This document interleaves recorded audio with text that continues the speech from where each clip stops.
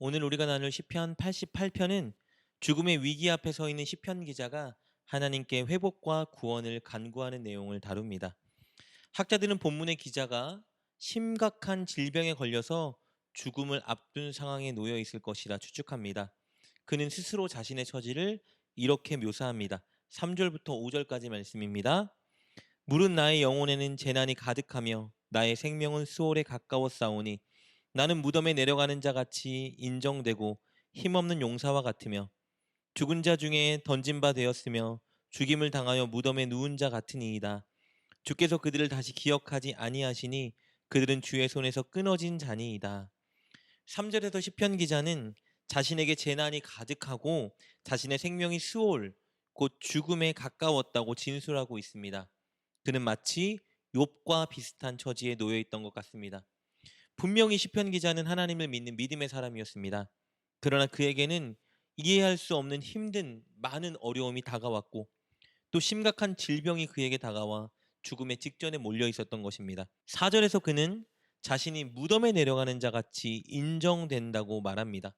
많은 사람들이 볼 때 시편 기자가 살 가능성은 없어 보인 거예요. 그래서 그가 곧 죽을 것이라 일컬음을 받고 있다는 의미입니다.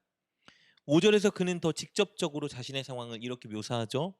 죽은 자 중에 던진 바 되었고 죽임을 당하여 무덤에 누운 자 같다고 자신의 처지를 말하고 있습니다.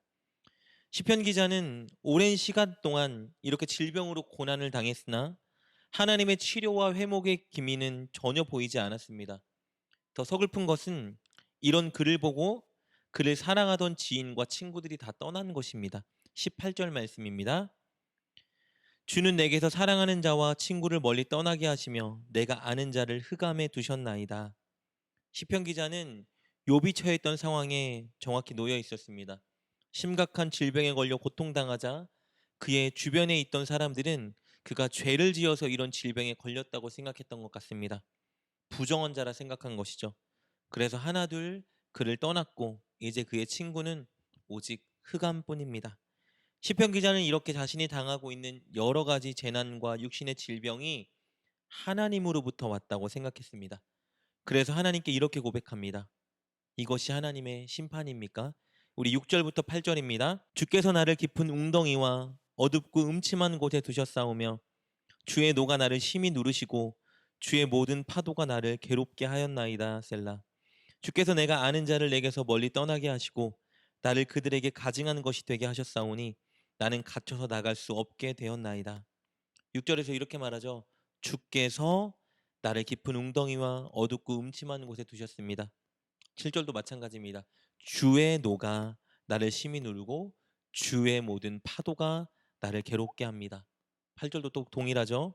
주께서 내가 아는 자를 내게서 멀리 떠나게 하시고 그는 하나님께서 자신에게 재난과 고난과 질병을 주고 계시다 생각했습니다. 그가 이렇게 고백하고 생각하게 된 데에는 두 가지 이유가 있습니다. 첫째는요, 모든 주권이 하나님께 있다는 것을 믿었기 때문입니다.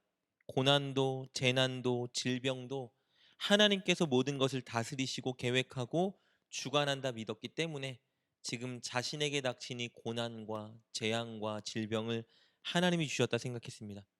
그리고 둘째, 아무리 하나님께 회복과 도움을 간구했음에도 하나님께서 침묵하고 계시기 때문입니다.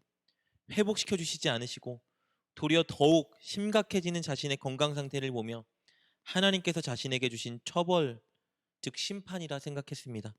그래서 그는 두려움에 떱니다. 15절 16절입니다. 내가 어릴 적부터 고난을 당하여 죽게 되었사오며 주께서 두렵게 하실 때에 당황하였나이다. 주의 진노가 내게 넘치고 주의 두려움이 나를 끊었나이다. 여러분, 그런데 놀라운 것은요, 시편 기자는 이런 상황 속에서도 끝까지 하나님을 찾고 있다는 것입니다. 끝까지 하나님을 향해 도움을 간구합니다. 그래서 오늘 본문 시작에서 그는 이렇게 외친 겁니다. 1절과 2절입니다. 여호와 내 구원의 하나님이여 내가 주야로 주 앞에서 부르짖어 싸우니 나의 기도가 주 앞에 이르게 하시며 나의 부르짖음에 주의 귀를 기울여 주소서. 그는 주야로 하나님께 부르짖었습니다. 낮과 밤 내내 아주 간절하게 기도했다는 의미예요. 그러나 하나님이 듣지 않고 일하지 않는 것 같아 보였습니다. 더 기도했습니다. 그리고 이렇게 간청합니다. 2절이죠. 나의 부르짖음에 주의 귀를 기울여 주소서. 포기하지 않은 거예요. 하나님의 도움이 있을 때까지 하나님께 간청하는 겁니다. 제 기도를 들어주시옵소서. 9절 말씀 볼까요? 이렇게 기록되어 있습니다. 곤란으로 말미암아 내 눈이 쇠하였나이다. 여호와여, 내가 매일 주를 부르며 주를 향하여 나의 두 손을 들었나이다. 매일 주를 부르며 주를 향하여 두 손을 들었습니다. 두 손을 든다는 것은요, 주권을 하나님께 두고 하나님께 도움을 간구하는 기도를 의미합니다. 하나님의 도울 기미가 전혀 보이지 않았지만 그는 하나님께 매일 주야로 두 손을 들고 기도했습니다. 설령 하나님이 이 진노와 질병을 자신에게 주셨어도 그는 하나님께 도움을 간구합니다. 그리고 결국 반드시 자신의 기도가 하나님께 상달될 것을 소망합니다. 13절입니다. 여호와여, 오직 내가 주께 부르짖었사오니 아침에 나의 기도가 주의 앞에 이르리이다. 오늘 본문은 하나님을 믿고 하나님을 의지하지만, 그래서 하나님께 환난과 고난 중에 기도하지만 하나님이 응답하지 않으신 것 같은 상황에 마주했을 때 우리는 과연 무엇을 해야 하는지 시편 기자가 우리에게 가르쳐주고 있습니다. 그것은 끝까지 기도하는 것입니다. 포기하지 말고 주야로 날마다 두 손을 들고 하나님께 주권이 있음을 인정하며 기도하는 겁니다. 응답해주지 않는 것 같이 느껴져도, 마치 하나님이 재난을 내게 주신 것 같이 느껴져도 포기하지 말고 기도해야 합니다. 하나님은 결코 하나님 백성의 기도와 간구를 외면하지 않으십니다. 다 듣고 계십니다. 반드시 개입하셔서 도우시고 역사하시는 그 순간이 올 것입니다. 마치 결정적인 순간에 욥을 찾아오셔서 욥을 만나주신 것처럼, 그래서 그를 온전히 회복시켜 주신 것처럼 하나님은 우리를 반드시 만나주시고 우리 기도에 응답해 주실 것입니다. 사랑하는 여러분, 혹시 답답하고 막막한 순간에 갇혀 계십니까? 어찌할 수 없는 어려운 문제를 지나쳐가고 있습니까? 하나님의 응답과 일하심이 의심되고 혹시 포기하고 싶지는 않습니까?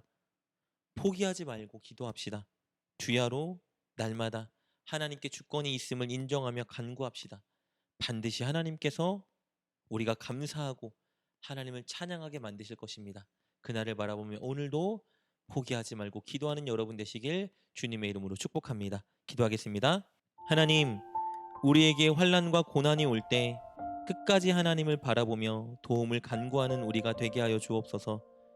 하나님은 언제나 우리의 기도를 들으시고 우리를 외면치 않으시며 가장 좋은 길로 우리를 인도하신다는 사실을 믿고 하나님께 끝까지 기도로 간구하는 우리가 되게 하여 주옵소서. 예수님의 이름으로 기도드립니다. 아멘. 오늘 말씀을 통해 깨닫고 결단한 것은 무엇입니까? 그것을 붙들고 하나님께 기도합시다. 그리고 그렇게 실천하며 하루를 살아가는 여러분 되시길 주님의 이름으로 축복합니다.